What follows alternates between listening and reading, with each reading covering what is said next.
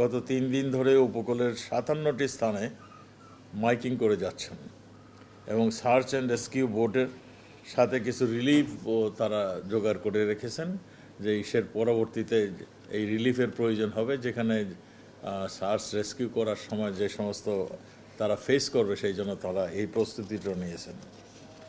নৌ পুলিশ এবং জেলা পুলিশ এর সঙ্গে কাজ করছেন। আমাদের জেলা প্রশাসনের সঙ্গে তারা একসঙ্গে আমাদের নৌ পুলিশ এবং জেলা পুলিশ কাজ করছেন এবং লোকজনকে নিরাপদ আশ্রয়ে সরিয়ে নেওয়ার জন্য তারা কাজ করে যাচ্ছেন।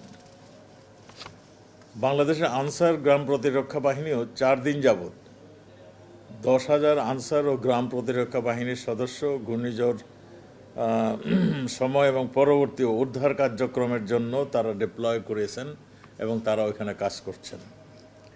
বিজিবি এবং র্যাব আইন শৃঙ্খলা রক্ষায় প্রস্তুত রয়েছেন।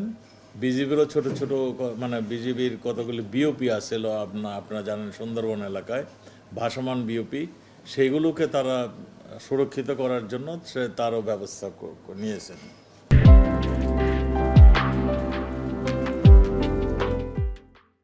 এবং র্যাব প্রস্তুত রয়েছেন। এই ঘটনা ইসের পরেই তারা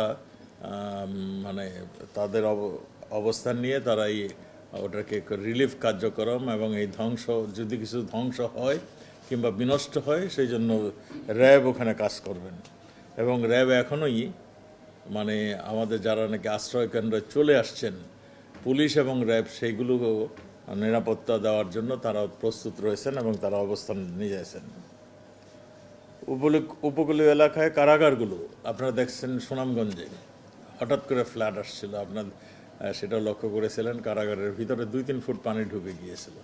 সেই জন্য কারাগারগুলোতে যে এই ধরনের পরিস্থিতি না হয় সেই জন্য কারাগারগুলোর আইজি প্রিজন তারও প্রস্তুতি নিয়েছেন। ওই উপকূল এলাকার কারাগার বন্দীদেরকে অন্যখানে সরিয়ে নেওয়া কিংবা তাদের একটা নিরাপদ রাখার জন্য যতখানি প্রস্তুতি নেওয়ার এবং তাদের খাদ্য সামগ্রী যাতে শর্ট না পড়ে সেগুলোর তারা একটা প্রস্তুতি নিয়েছেন এবং সেইগুলো তাদের ব্যবস্থার মধ্যে নিয়ে আসছেন। আমাদের উপকূলীয় এলাকায় সার্বক্ষণিক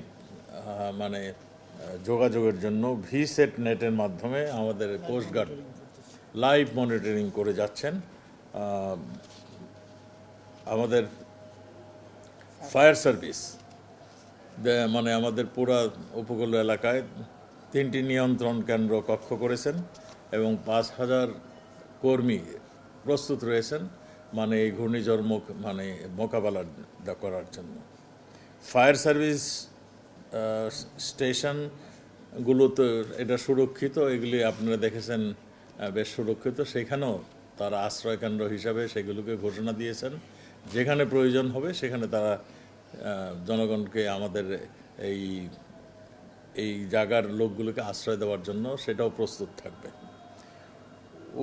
উপকূলীয় এলাকায় এবং দেশব্যাপী ফায়ার সার্ভিস এই কাজগুলি করবে।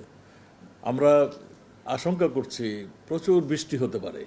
প্রচুর বৃষ্টি হলে পার্বত্য এলাকায় ভূমিধস হতে পারে।